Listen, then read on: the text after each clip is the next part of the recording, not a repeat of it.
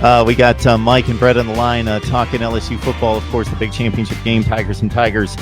Catch them on Pot of Gold. I'm going to go big picture for a couple questions here.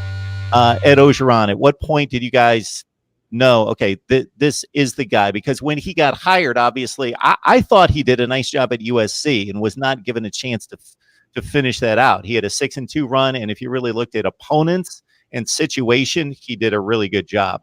The Ole Miss deal, he admitted, hey, first job, I made some mistakes. But he takes the LSU job. I was not a guy that got on here and everybody wants there to be a big verbose opinion on everything. I was like, I don't know. I wouldn't have hired the guy because I think you got like a top 5 to 10 program and you could do better than that. But who knows? We'll see. It took a little bit of time. And there was always I don't want to say quiet confidence because the guy's not quiet, but there was always this, yeah, we're going to get it done here. We're going to win championships. That's where we're headed. No, I think Brett and I have talked a lot about this before together. And whenever we were at LSU, we had a little bit of a history with Ed Orgeron from the same town as us.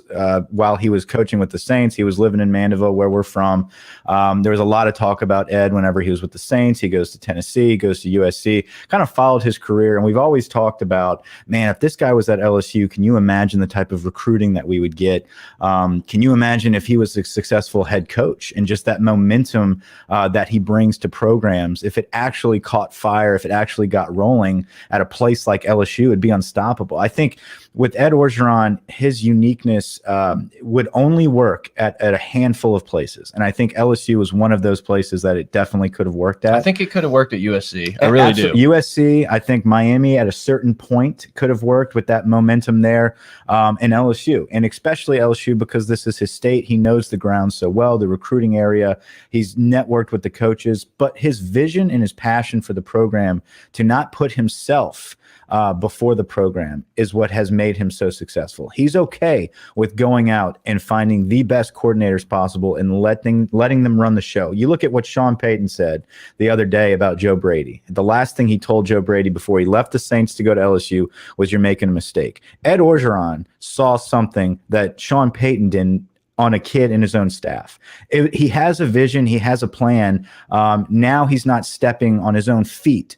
And I think that was his issue at Ole Miss. He was learning. I think now he's gotten past that. And you've seen what happens when a successful person, a motivated person, has success. It's unstoppable. And just to kind of answer when you kind of knew it was coming, look, Ed is as good a salesman as there is in America. I think he can sell anything, and he did a great job of selling the fan base on the goal and the plan. Yeah, he can sell a Hummer, and they're extinct now.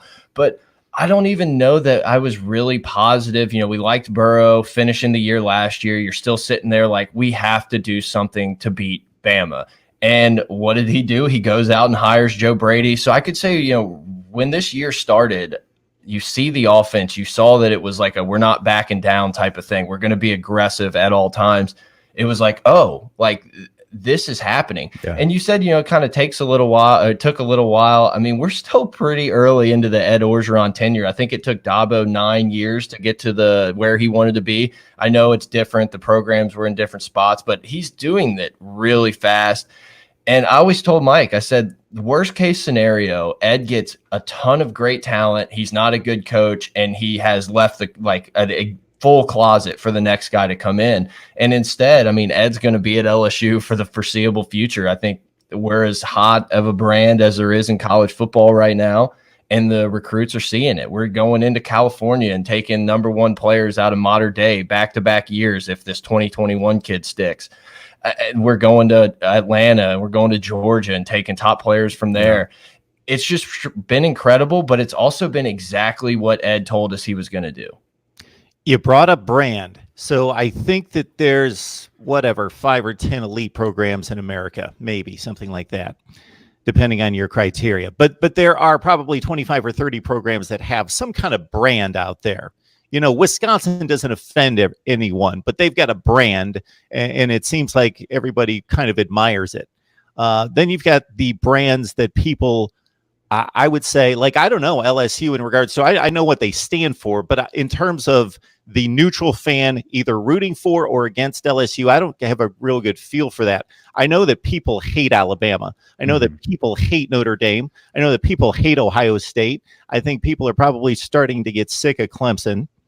So all those teams you mentioned, though, think about the head coach and the head coach's personality. Nick Saban, I don't know what kind of word you want to use, but I think everyone knows what we're getting at. Urban Meyer, everyone's like, oh, is this dude just going to lie and fake a head injury or something to get out of some other scandal? And you just kind of go down the line of those guys. Brian Kelly, not the most likable guy. When you see Ed, he's always smiling. He's always go Tigers. He's always giving you, he's pitching you. Every time he's got a microphone in front of his face, he's talking to some sort of recruit, and it makes you at home feel like you're that recruit. And I think it's really just the personality, the mindset that these kids have going into it. You know, there was an interview with Chris Curry yesterday, and all he talked about was, I didn't know if my time would come, but it's not about me. It's about LSU. It's about getting these young running backs ready. When he's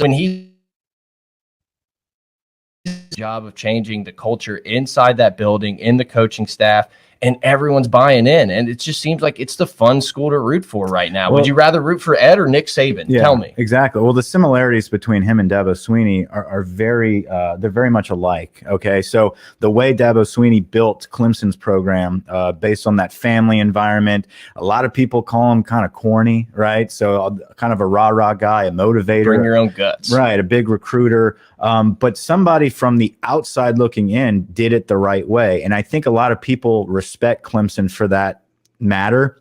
And I think you can see that from LSU. It's almost the same blueprint. It's not this elite level dictator like coach that everyone wants to come play for. They want to come play for a culture. They want to come play for a program. And that's what Ed has developed there. So that's a great point that you guys bring up. I never made that connection, but it's a fairly obvious one that passed me by. I think of it more as the schools that I named that are hated, their fan bases have a somewhat legitimate boast, either historically or in the now or both, to say we're the best. We're the best. Yeah, Alabama just won their 800th national championship last week. I don't know if you saw that. So I think they're counting in that range. Yeah, they're somewhere like that. I think the win over Michigan was able to vault them to another national championship. Yeah. Because they beat the team with the most wins all time. That counts for the national championship. If so, maybe 1.5. And I'll throw Michigan in that as well, even though they haven't been relevant for a while and so forth and so on, that they can still say we're the all-time wins leader. It's more about the fan bases. But you guys bring up a great point in regards to there being a new type of head coach in college football that is not in the line of the Paternos. And Bowden's not a good example because he might have been the first of the new wave at Florida State. But, you know, the Paternos and the Urban Meyers and the Nick Sabans that just say, I can walk in a living room and flash my national championship rings, and that's all I need to do. Good stuff from Mike and Brett. Please join them. They've jumped on here a few times to talk LSU football, and it's always been a good time and great insight from them. Appreciate you guys stopping by. Hopefully we can maybe make it one more time before you guys hit the field against Clemson. Perfect, man. Absolutely. Anytime. Would love to do it.